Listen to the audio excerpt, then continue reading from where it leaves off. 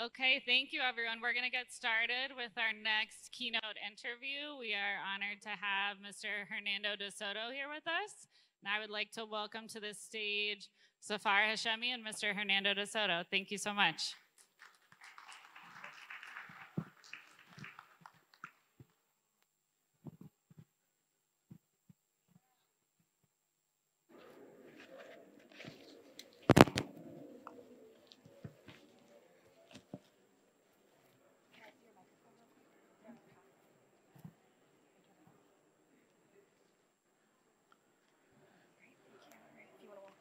Sure.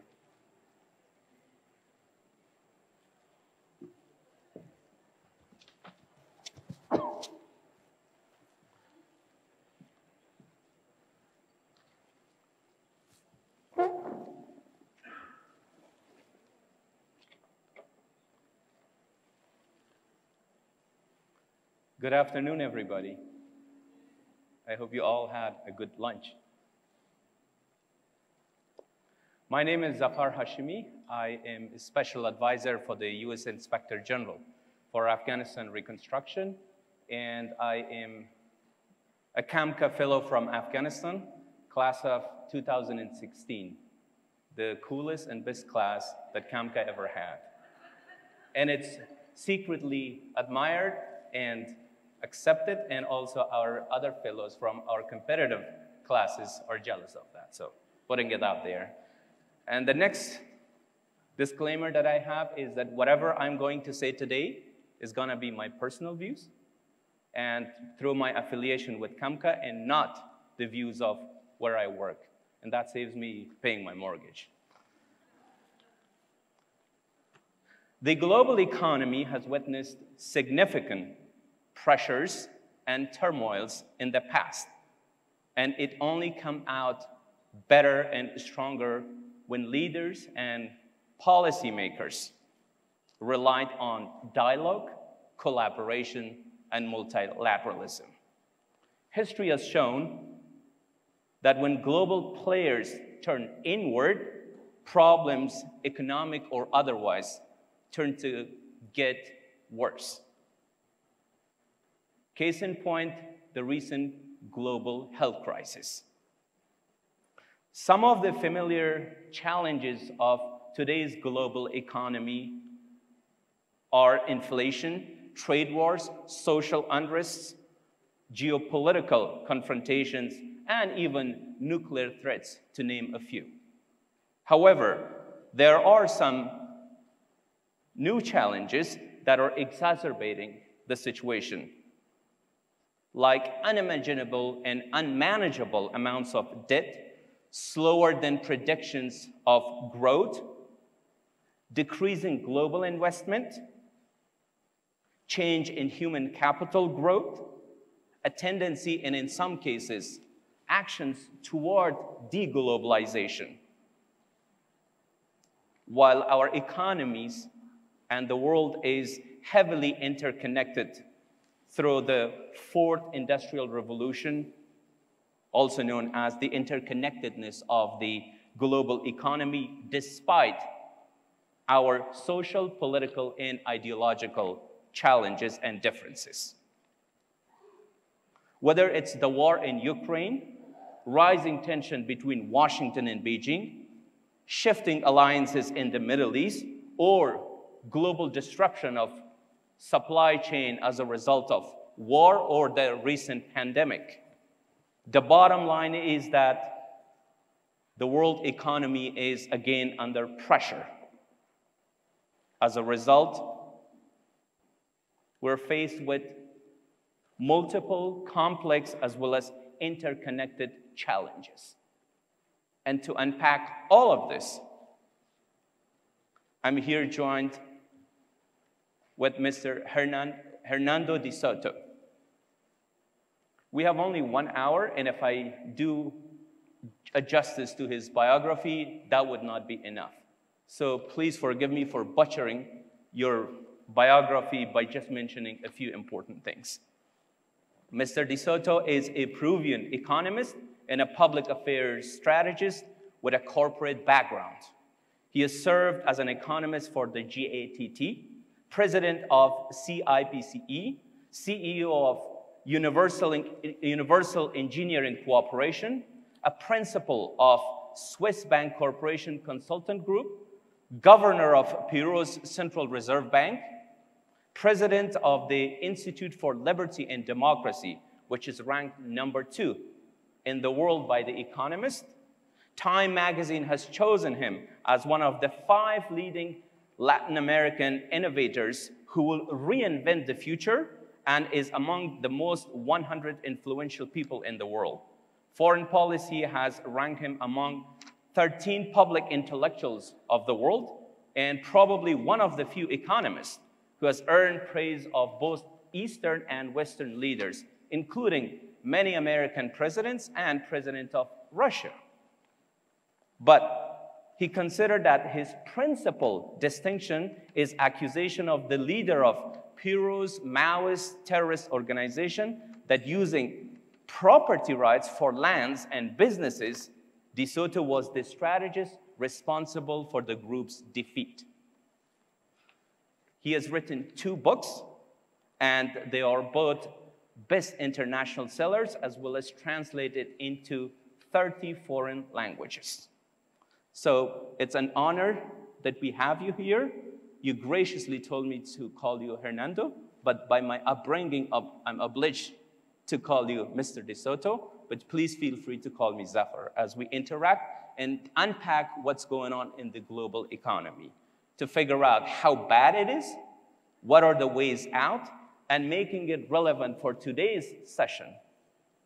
The CAMCA network, what tools do we have in our CAMCA box to get out of what we are and move forward with prosperity for the region? And with that, I will just let you start to unpack the global economy and its current challenges with the war in Ukraine, with the slower recovery of post-pandemic world. Thank you very much, Zafar, for your introduction. Well, that's a big question. The first thing that comes to mind is the rivalry between China and the United States, which was called a trade issue until 2 months ago, when the commanders of the United States forces, the Northern Command, Southern Command, NATO, etc., classified it as a security issue in relationship to the increasing Chinese presence, economic and infrastructure, in Latin America. And so it is viewed as a geopolitical thing. You could even call it the Monroe Doctrine, which is America, North America, doesn't like foreign interference in an area it finds crucial to its safety. But I would say it goes much further than that. And I'm glad this is the first opportunity I have in an international public to voice an opinion in this respect. I think that what we're seeing now is an ideological challenge. It is not, it's much, if I were American, I'd say it's much more worrisome for Americans than if it were just a geopolitical one. That increasing presence of China everywhere. Why? Because between the times of Jesus Christ and the 1945, the defeat of fascism in Europe, the world grew so much. But between the defeat of Hitler until today, capitalist countries like the United States, Western Europe, have grown 4 times more than they did in 2,000 years. That was the record. And that gave capitalism, whatever its defaults, an incredible power. However, the Chinese in the last 30 years have grown much faster than capitalist countries, the way we understand them. And so what's actually happening in countries like mine, and the other countries that I'm familiar with, and at the level of the people, they don't necessarily see so-called Chinese capitalism as a threat. because what it is, on the contrary, is the kind of thing saying, look, the Anglo-Saxons, that's the way de Gaulle referred to Americans and the Brits, the Anglo-Saxons have this idea about spontaneous generation. It's an invisible hand that leads you to capitalism. And what China is saying, which I haven't seen anybody take off yet, is it's doing deliberate capitalism. This is planned capitalism. And they call it modernization of Marxism. In other words, they haven't dropped Marxism, they haven't dropped an ideal. There's some kind of a moral quality to it. So it's nothing that can be negotiated because it's in the bones of those who made an independent China. So I would say that if I think of my country and I think of Latin America, that that issue is going to dominate all the other issues the way it always has, and it will probably also reach and connect us to the Ukraine issue, which has to do with which of the two capitalisms is going to control most of the resources that are necessary for the modern world. Because it's not only now a question of intelligence, of ideology. I think it's already, we had a consultation from Musk, Elon Musk, and which has come out in the news lately, that he wants property rights on an asteroid. So we are, in terms of, it's not only the copper of Peru, the gold and the diamonds of South Africa, we're talking already about asteroids. The Chinese have brought another element to fact, which is you have to control natural resources to have power. It's not only a question of technology. So that's where we are today. It's a completely different scenario. And if I keep on refining it, it won't help. Your questions will guide me better. Sure. So let's go back to the Chinese use of capitalism, which you referred to as deliberate capitalism. Is that a challenge? Is that a way of China not only challenging the West with its own formula, but using it to its own benefit while refining and redoing the idea, the concept, the invisible hand? I'm not too sure that there is an idea to challenge. I think what I know of China and Chinese leaders, the issue is simply to provision China with the resources it needs. They have learned one thing, well, Marx had it, but Americans emphasize it very much more, that the basis for economic success is scope. It is mass. You need, for the division of labor to work most efficiently, you need economies of scale. And so they said, we don't have copper, we don't have this, we don't have that.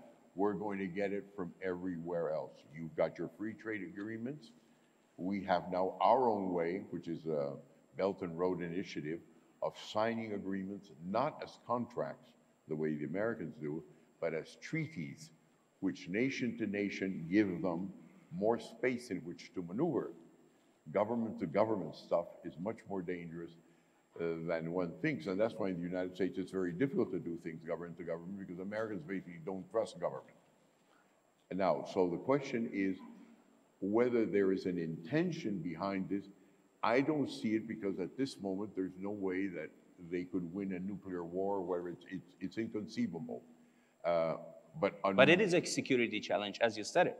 Pardon me? It is a security challenge.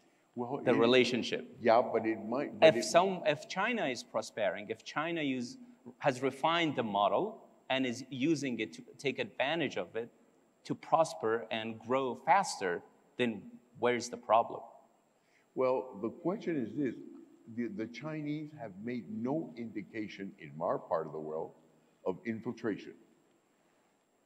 There is no thing that you can say, we want to take Latin America, we want to, just like the United States has put the Ukraine and Poland, and they want to put missiles and NATO close to us.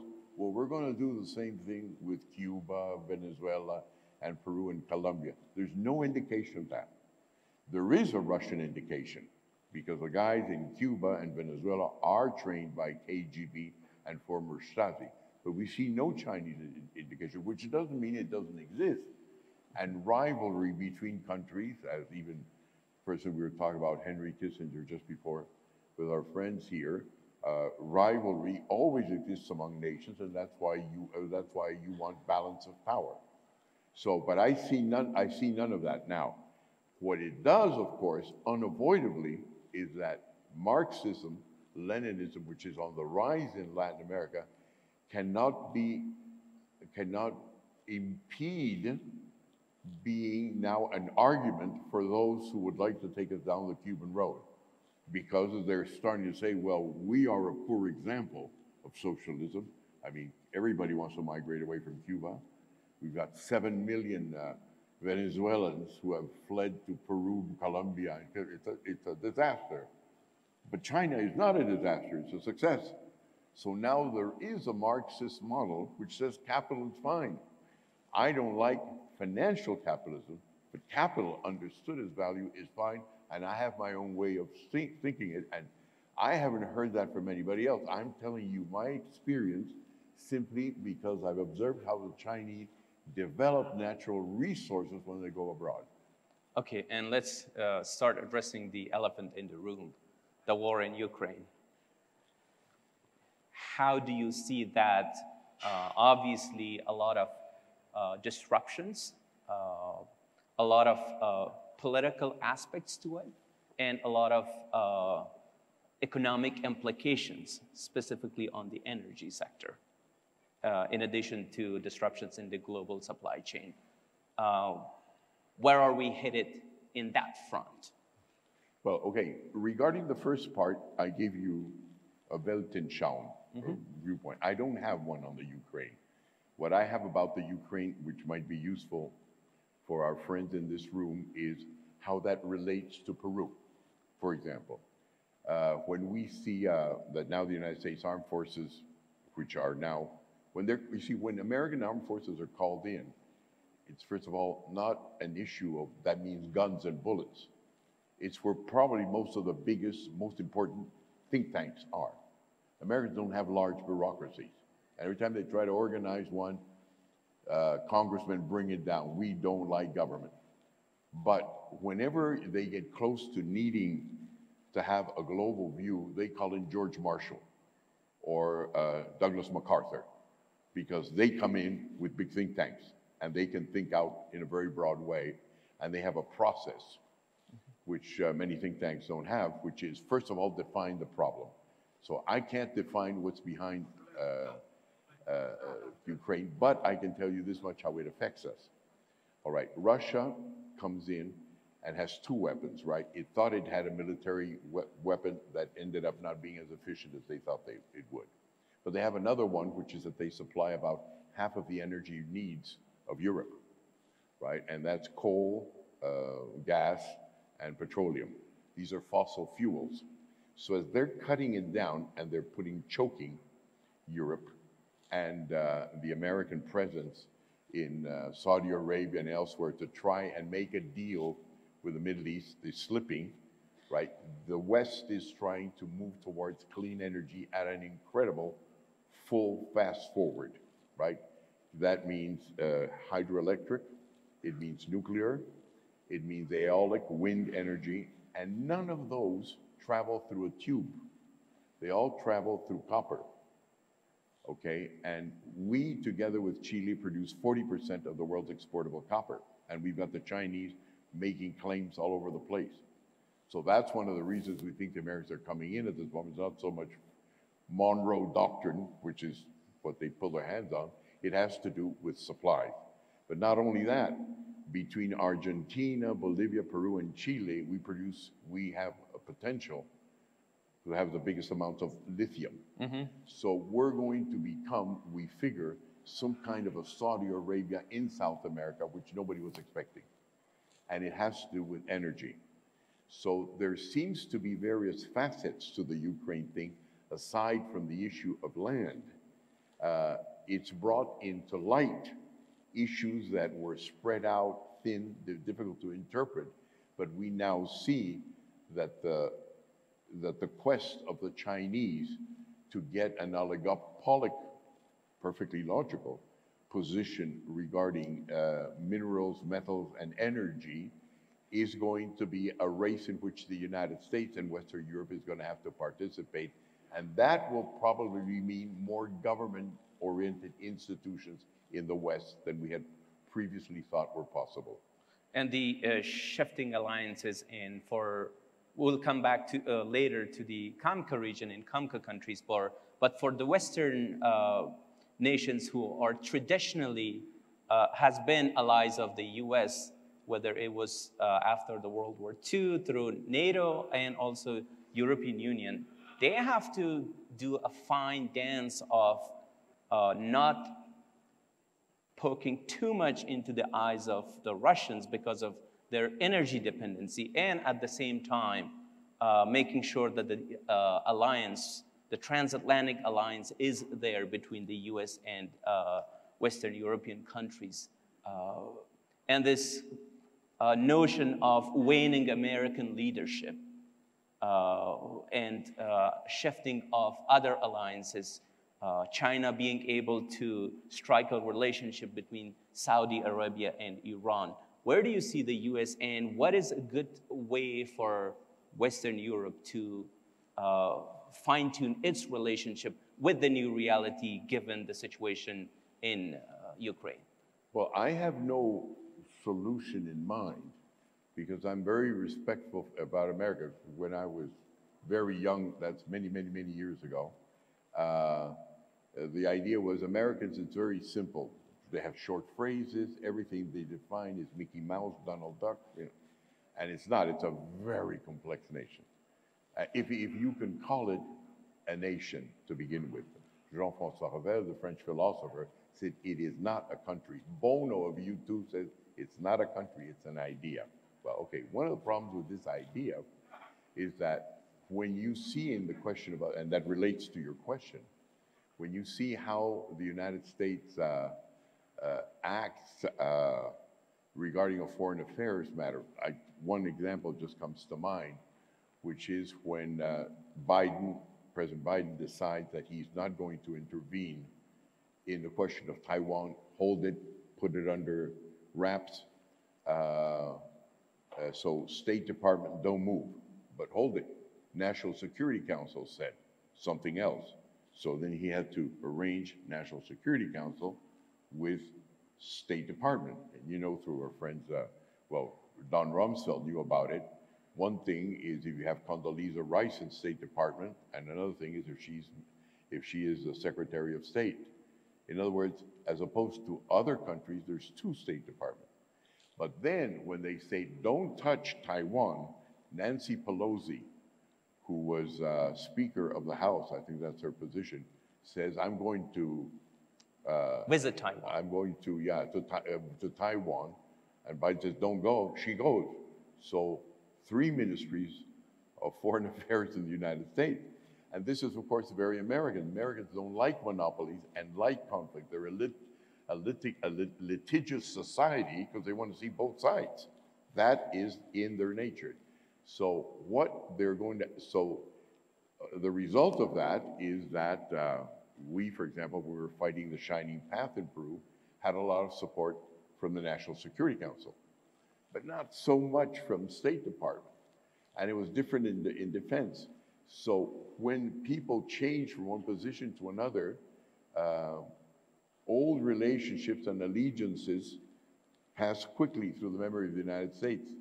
It's not like the French who remember who they were with. They fluctuate, but it is the result of a democratic system that responds to public opinion and therefore is unstable seen from the outside. So what are they going to have to do? That's going to have to change because now you're talking about world alliances, and if you're talking about Elon Musk going to Mars and who's going to own the asteroids, which only the Americans can get to, they're going to have to change, obviously. Okay, and let's talk about the region a little bit. I was reading some of your materials and the discussions and some of your interviews. A lot of talk about relevance of capitalism and most importantly, the right to property, and in this region, in this part of the world, the right to minerals. Here, we're in a very interesting geography. The CAMCA regions, 10 countries with 10 different ways of looking at the world and dealing with their problems. What is in this current world for the CAMCA countries, and is there a cookie-cut approach that they should use, or developing countries, in your experience, how they have managed to move forward with the challenges, and given what we talked about so far, finding the right tune to make sure that not bigger powers like Russia in the neighborhood and US, which has strategic interest in the region, is happy and treated equally and with a balance? Well, the first thing is that I have trouble with an American crowd is to understand that property rights, for me, is not a right-wing word. It's just a right not over land. It's about not the land itself. It's about my agreement with you as to what are your rights over the land and how much belongs to the public interest and how much belongs to your personal interest, period. If somebody comes around and says, we are a community, we are a kibbutzim, we are a hippie farm in North Dakota, I don't have a problem with that. Property rights to me simply is to have it defined. Why? Because every country I have gone to, I haven't read the books because it's not the Bible to me, but every country I go to, wherever you are, there is a property rights system. And I remember thinking that out when I was 9 years old, maybe, and watching a Tarzan film. Tarzan and Cheetah close the jungle, and then all of a sudden an arrow comes through, goes zang, says, don't cross here. Said, but this is primitive Africa. Yeah, but obviously somebody with the arrow thought that that's where his property started and the other one there. So the world is already divided, right? We have a dog with my wife, Carla, at home, and the dog does pee-pee here, and marks territory. That happens, all right? Now, the question is that that happens, but it's not law. It is various systems of law. When you bring in certain standards, then at that moment, you not only are able to move assets around because you know what you're buying, you're selling, but you're able to create capital, which means the hidden value of things. The greatest property rights expert from my point of view was Aristotle. I had to have this translated from Old Greek, who said the value of anything, the potential of anything is bigger than the thing itself. In other words, there's a value, but values come through combination. Mm-hmm. Now, the question then is this. I don't know Kazakhstan, and I don't know Afghanistan, but I bet you, I sent a team to Afghanistan, by the way, at a certain moment at the request of, at that time, it was the NATO command, because their forces on sociology asked us to. And I said, I want to go send my people into Taliban territory. And I can show you, I've got the pictures somewhere, but we haven't got them for projection, that there are titles in Afghanistan. And there are titles that are handed out by Al-Qaeda. And in the case of Iraq, they're handed out by the Islamic State. And in the case of Peru, which is where I learned all of this, they're handed out by the Shining Path. The first thing anybody does from Robin Hood until the Islamic State is you control the records of who owns what because you got to make a deal with them. That's number one. Number two, which I think is crucial to this matter, is if you begin to find out who owns what, you begin to get close to the social contract. If you look at a title or its records, you can't look like my curriculum vitae, right? 5 pages, too much. It's a very short title that says the essential thing, your name, square yards, the history, etc. When you do that, you actually do much more than a referendum. You actually find out what people want and believe in. And you transform a country with various cultures into a civilization. The difference between, for me, a culture and a civilization is culture is local. American tourists, Peruvian tourists that go in and say, oh, look, they do this differently than we do. A civilization is one where you know what the rule of the game is. You lose a little bit of the culture, but you gain a civilization. So I would say, without knowing anything about the region, but I don't have to. It's like if you had a cold, I don't have to tell you, well, if you're Afghan, it's going to last 9 days, and the Peruvian only 6 days. It's going to last the same amount of stuff. I would say that the moment that you begin to find out what the deal is between places, and you say, look at these discrepancies, but they can unite here, and this really means that, and we can find a common word to it, you will find unity.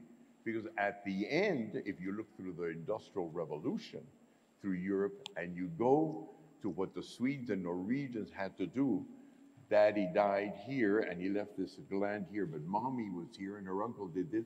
They had to bring it together. That is the basis for unifying a nation. What are the standards, but not only land, for enterprise, for everything.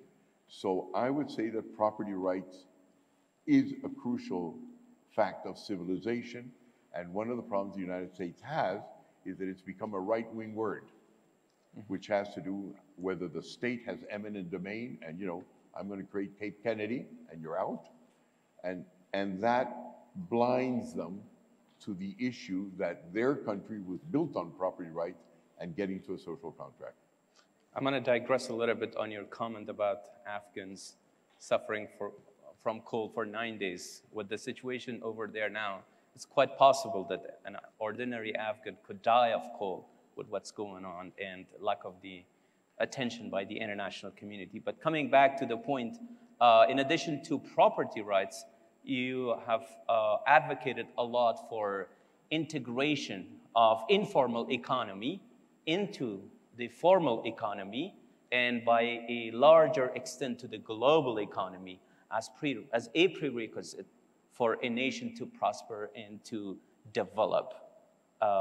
What could be some of the lessons, generally speaking, applicable to all countries, all nations, that we could learn here at CAMCA when it comes to integration of informal economy to the formal economy, and then by extension to the global economy? Well, the informal economy is a description of cultures. Nothing wrong with it, except they're not integrated. And the formal economy means that when, for example, I came now into Kazakhstan, and I knew I was welcome because I had one document that said, you have a visa, you can come in here for 60 days. The informal economy can't give me that. Okay, so the idea about informal economy is that it's a place where there is no rule of one law. There's a rule of many laws. And a rule of many laws has one definition, anarchy, which isn't chaos. Anarchy means many little governments, right? Now, when you have many little governments, for example, we've just finished now a tour of the Mediterranean, gone to little Dubrovnik, Sorrento, all these little villages between the former Yugoslavia and Italy, and you say it's beautiful, but the first thing that you notice about each of these places when you go to Europe are fortresses. I mean, all of these were informal economy, and you have to have fortresses. When you go to the United States, there's hardly any fortresses. So my idea about integrating the informal economy simply is doing, since we're always relating this to the United States, has to do with what the Americans did and did not record in their history that would be very useful for us, is when they wanted to get rid, Monroe Doctrine and all of that was, let's get these Europeans out. We want to run this place ourselves, right? So what you had to do was you were in the Northeast, and you had to get rid of the Spaniards, who had most of North America, the French, right? The Mexicans, and then you imported 36 million Europeans, mainly Germans, and rushed towards California. It's called Manifest Destiny. In the process, they did 32 preemption acts, which consisted of the following thing. You're going to go in there and you're going to go to Oklahoma. You're going to go to a place we call Oklahoma. If you settle there and you demonstrate that you have grown corn in Oklahoma, for every square yard of corn, I will give you your title. If you're going to Nebraska, log cabins, how many trees did you cut down to be able to make that? Okay, that's your territory, really quick and fast. 32. The Supreme Court of the United States protests and says that's not the rule of law. And the Congress comes out and says, we prefer the ingenuity of the American people to what you guys up on top think. But they brought the country together in that way. So what you're going to have to do at the end is you're going to have to do, and the Chinese are going to have to do that. Why?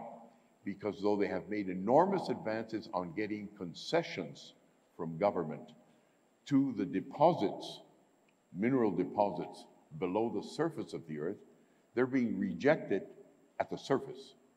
Most of their mines, in the case of Peru, are being blocked because the guys at the surface, Incas, Aztecs, etc., have property. They're not Chinese peasants. They have property, and they're saying, how much am I getting? You're putting something inside. You are not making a deal with me. And they're now going to become, in a year or two, mark my words, the capitalist invaders, not the Americans.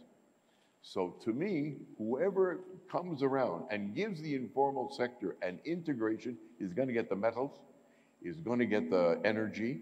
And so I think there's going to be a property rights world. My worry is that this becomes a war, if you want to. But seen from the point of view of property rights will make countries get together because it's the only way we can dialogue with each other.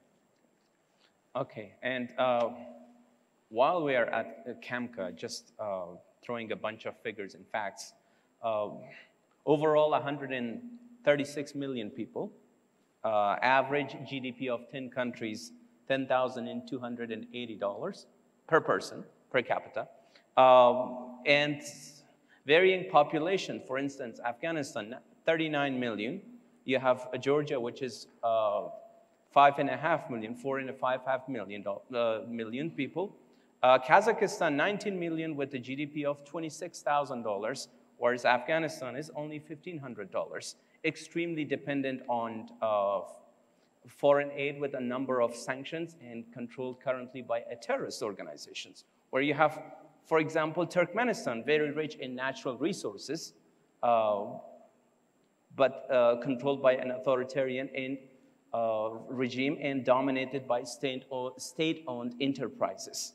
For example, you have Armenia, stable monetary regime, but vulnerable demand economy, and recently in war with one of its neighbors, which is another CAMCA country, Azerbaijan, an oil-dependent economy with a lot of macroeconomic instabilities due to demand shocks. So just a snapshot of what are we dealing here with in this room, and what are we trying to achieve? Creation of such blocks as CAMCA, what does it take from your experience, from your experience and your understanding of seeing such blocks previously? Is it viable? Is it possible? Is there a potential for us as members of the CAMCA region to do things together with our differences, in consideration with our differences, and with the ways that we want to move forward? Let me see if I've understood your question. Well, if I've understood your question correctly. I think the most successful example of bringing diversity together, in spite of all the problems it has been Europe, the European Union. But what it does tell us, if you go back to when it began, which was the ideas of Jean Monnet, right, together with the De Gasperi of Italy, Schumann of France, Adenauer of Germany, is great minds. I mean, there is a moment where great minds get together. And what they chose as a strategy, from what little I know, I'm not European, I repeat, but what I observe from the outside, is the fact that they decided one step at a time. So let's take the first sensitive question, which is the one that we all, especially French and Germans, fought, right? And then they did the coal and steel agreement. Then,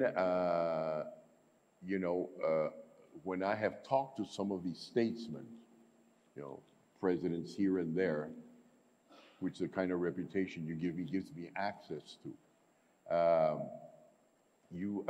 and you begin asking them to remember the 40s and 50s when they were conceiving this kind of thing. One of the reasons I go back to the question of property is this. I used it as a joke. I always, when somebody said, my friend, vous venez de l'Amérique latine, you come from Latin America, a very unstable place. I'd say, hold it. Here's the map of South America. This is the way we are 100 years ago, and we're still that way. But look at you. In the 150 years, you had 42 Germanys, then you had one Germany, then you had two Germanys, then you have another Germany again. Look at what you did to Yugoslavia. Look what the Austro-Hungarian Empire looked like. I mean, you're the most unstable people in the world. All right, these Europeans. So the question there was, why do the Europeans tolerate this? They break up all the time. I mean, from all I know, Britain could be breaking up between Scotland, Ireland, and the Welsh in the next year or two. Mm-hmm. It could happen, right? Well, the reply is it doesn't really matter. What matters is something that I forget now from which European leader, which was the following thing. Yes, it's true. We fight all the time. But if you look at the region between France and Germany, where they've always fought, right next to Basel, I forget what its name is, they have French families and German families. And the French and the Germans fought, and the border lines always changed. But Monsieur Dupont mm-hmm. still lives in the same place, and Herr Schmidt still lives in the same place. What's stable in Europe is property. The Reds come, take it away from Austria and Hungary, and they create common property. They convert it into state property. 40 years later, the Habsburgs come back, and it's theirs all over again. So property is a very stable thing, and nationhood is a very unstable thing, especially among Europeans. So I think there's a lesson to be learned from that. Mm-hmm. And the lesson is, look to where your strengths are, and what you see when you go now through Europe. I mean, it was one thing is thinking about, another thing is seeing it. When you see the Mediterranean, these are city-states. And obviously what counts was very much, how do you enforce locally? If you have a property rights law, we have one in Peru, and you have a property rights law, I'm sure, in Afghanistan. The problem is it's not respected. That's the informal sector. The only way you can get the informal sector in is to have a formula that they respect instead of treating them like outlaws. They are not outlaws. And that was one, I think, of the strengths, and with this I end, this long intervention, about the United States. When you start seeing who formed the United States, on the ground, not the guys hanging around writing the US Constitution. Davy Crockett, Daniel Boone, these are guys that had dead animals on their heads. A skunk, a raccoon, can't leave them out. You've got to bring them in. So the informal sector is not something you've got to spit at. The informal sector are the guys who are going to inform you before your social contract is. So basically getting public buy-in, people's buy-in into whatever you want to do. And yeah. we used to think that democracy is the solution for that. Well, democracy is. The question is that democracy isn't only a question of electing people. It's also a question of asking people on the way down. This is a very important point that you're making. When I see, they took a man who was very intelligent, who was governor of California, and elected Arnold Schwarzenegger. All right, but that's what the people wanted. All right, that's good. But wherever you go, the Swiss have a referendum. I think it's every week or every other week, and they have a weighted referendum, and they're always finding out what happens from the bottom up. If you look at Japan, you have the Diet, which is a Congress. That Diet, called the Congress, doesn't make the decisions. Every time it's got to make a decision, it creates a Shingikai. A Shingikai is they get the experts from different parts, and they put next to it a press club to discuss what are they going to do with energy, to discuss, in the case of the Swiss, whether they should shave the horns of the bulls because or they could be a harm to the children, or, as the farmers say, the cow's milk is not as good as before. It's from the bottom up. Once the Japanese have finally decided what they're going to do with the law, they pass it to a kochokai, which is where the 36 provinces decide whether it's good or not. Then it's returned to the Diet, and in the Diet, they decide what is the law. In the United States, they don't pass one law without, first of all, having it pre-published. And then they have comment and notice periods. And the Office of Management and Budget comes in and does a cost-benefit analysis of the law. And if there's doubt, they convince it, they make it a sunset law so that it automatically fades away if it doesn't work. The problem for us who are not inside that Western system is that no one country has a similar way of finding out what the people want. The Swiss have 7 presidents. That's the way they find out. The 7 presidents take turns. And according to what each one performs, you're going to vote for that party or this other party. So the important part about Western democracy, which we don't see, is how do they make decisions and how do they make sure that whatever politicians decide touches a social contract. And there's hardly any literature on that. And that's yet the most important part, but it's not standard. Before I ask my next question, I would like to remind the audience that after this answer, you're going to have the opportunity to ask questions and make small comments and remarks. So the right to property rights, as well as buy-in from the public, buy-in from the people that you're governing. Any other prerequisites that you think of, like rule of law, good governance? No, really, I'm a sort of a fix-it guy. I see a problem, I try to solve it. I don't have a world view, except that I think democracy is important. Democracy, like they say, love in the eyes of beholder, beauty in the eyes of beholder, right? Right. Well, democracy understood not only as elections. I mean, for example, I would not like to criticize another country, but so I'll stick to Peru. I like to concentrate my enemies in one geographic situation. We Peruvians elect a president. Every 5 years, we elect a dictator. Once we elect them, 98% of all the rules in Peru are given by the executive branch and less than 2% by Congress. So we elect dictators, right? And that's why the system doesn't work and it's unstable. So democracy is a lot more than just elections. Democracy means a continual, different ways that the civilized ways, organized ways, that the government can find out if it's got the people on their side or not the side. I recommend in that sense, if I may, since the persons who are organizing this conference are North Americans, a book which I don't know many Americans have read, but I find a masterful book by a man called Walter Lippmann. He was a great pundit. He was a journalist. He was a great pundit. And he wrote a book called The Good Society just at the end of World War II to say, what was this all about? What is the way we have lost?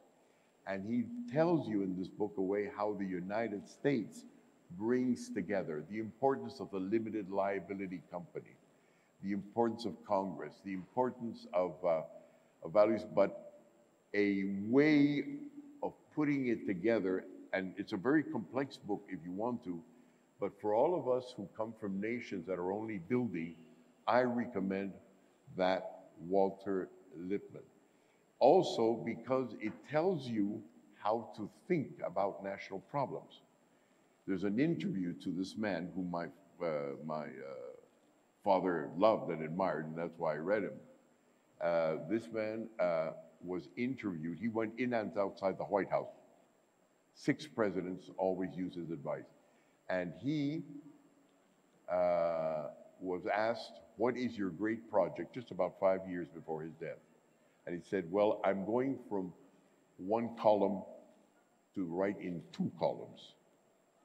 And then said, oh, that's very interesting, Mr. Lippman. And when are we going to see you in 2 columns? No, I still have a couple of years to work on it. In other words, what he told you is how you think in 2 columns makes me a completely different man as how you think in 1 column. And the book is, how do you have to think about nation building to understand why it's so complex and at the same time so simple once you get the key. Great. All right, let's turn it to the floor and start getting some questions and comments from our audience. If you have microphones, please, Arhan.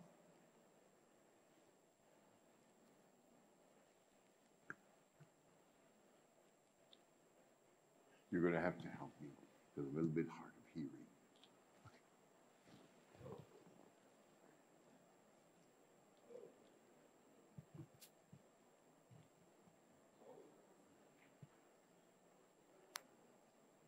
By the way, when microphones don't work, there's not much democracy. We can hear you, Sarhan. Now? Oh. Yeah, this is much better. Okay. Hello, my name is Sarhan. I'm from Azerbaijan. And thank you very much for your thoughts that you shared with us. And we, CAMCA leaders from all these countries was looking for this meeting. One of the questions I have, you have touched already the topic of formal and informal economy, which you were all this period. And now, since we are living in the era of digitalization, what do you think about the digital economy? Is it a new era for the small countries to catch this digital economy and become a more competitive economies in the new era? Especially having the situation that the small countries, small economies could be more flexible rather than the big countries while they are transforming their economies to a digital one. So that's my first question. And second, where you see the role of CAMCA economies, especially today, having all these change, all these things happening around, and if the digitalization is a game changer for the CAMCA. I didn't get anything because all the loudspeakers are this way. Can you sum it up? Sure. So repeat your question, but a little louder. No, it's not a question of louder. It's my problem that as I age, there is a reflection. Okay. Of. I get a reflection. Yeah. So let me do one thing. Stay there. Don't move. Okay.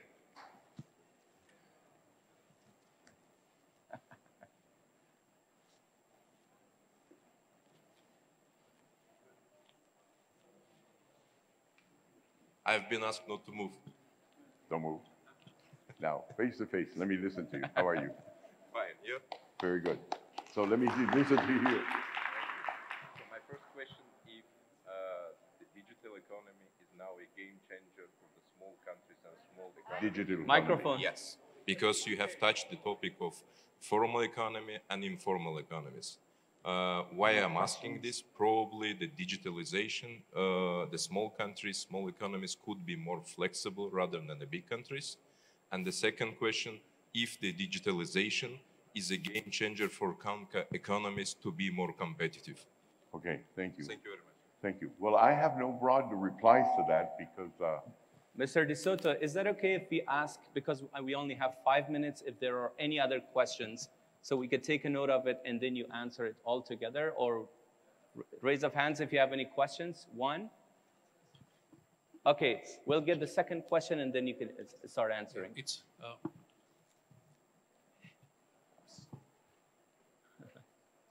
Hi, how are you?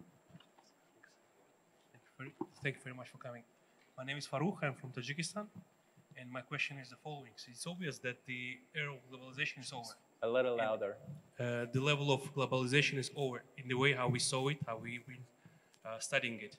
So what is next from your point of view? How would you describe the world in the next 10 years? Thanks. Very good. Well, I don't know how it's going to work out because I myself, the world is a very complex place. We're 8 billion people and and God knows what's going to happen.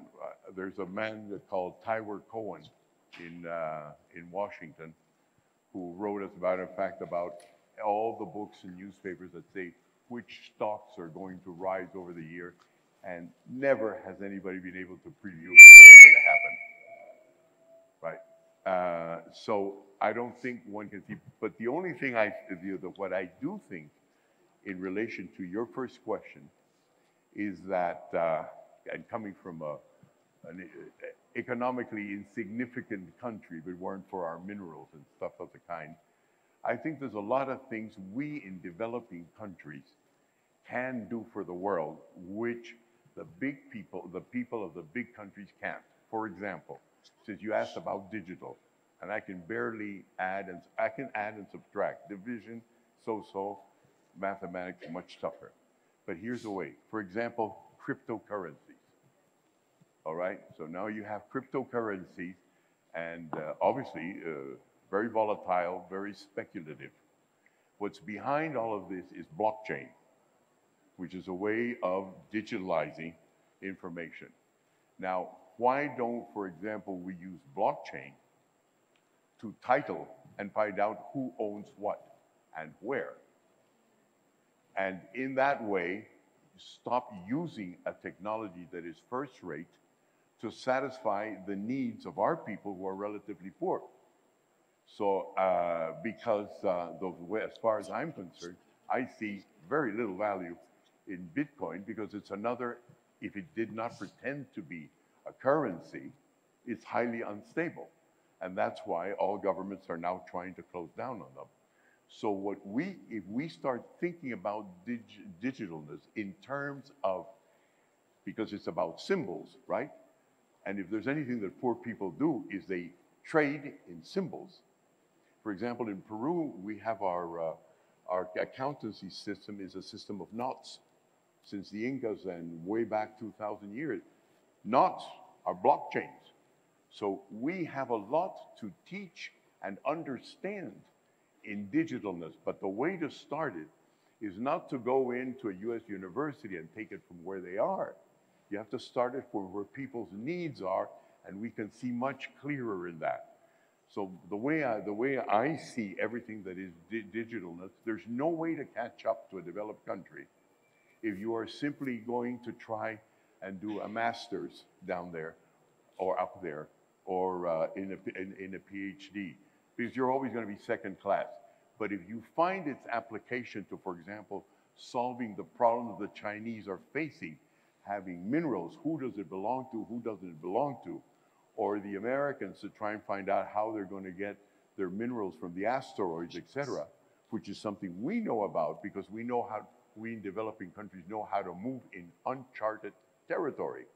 We know how to access mines the way they don't, because they don't need to access a mine. I mean, we do.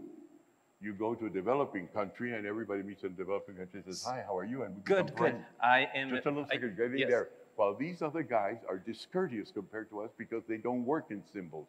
So my reply to that would be, let's find a different way of getting at it. It is an opportunity for us.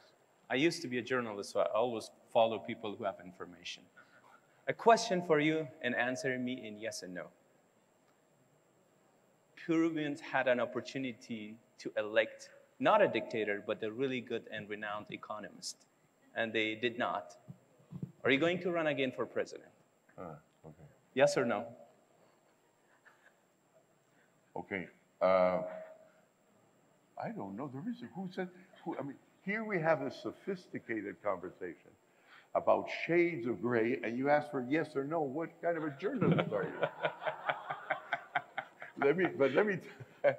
Let me tell you something that's important. First of all, at the exit polls, I won. Okay. Okay, so that is one thing. Secondly, I spent $600,000 and only campaigned for a year and a half. So I am now first in the polls, and so there's a tendency for me to think I can win. And I really, if I saw my opponents, this is not a yes or no answer, but if I find an opponent that's better than me, I will talk away, but I don't find it. Okay, but the question is that. So what I have to choose, so that it's useful for you, what I have to choose is between doing something, which I have found is very difficult to do. When I was just an intellectual, I was respected. Once you're a politician, you are not respected.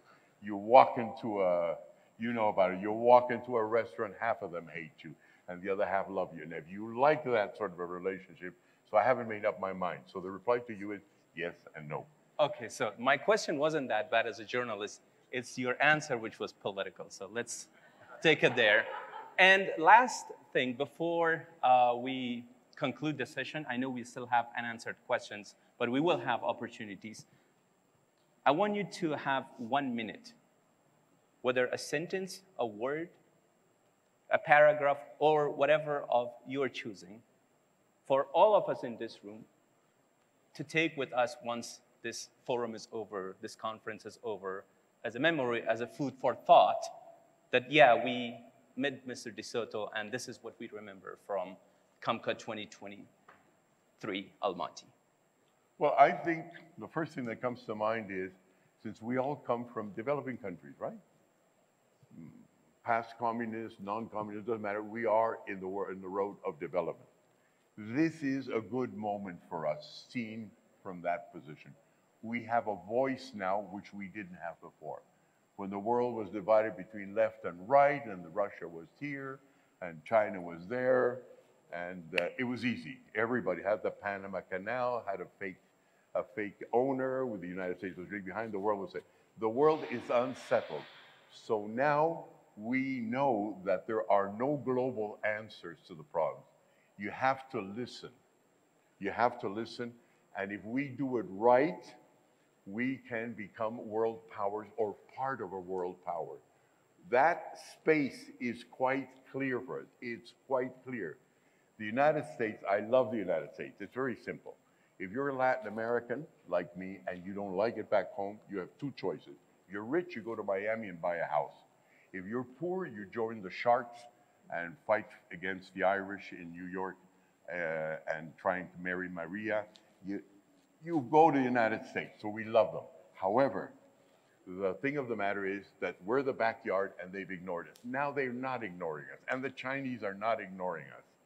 And they're accepting we got better Chinese restaurants in Peru than they have abroad. This is our moment to make a difference.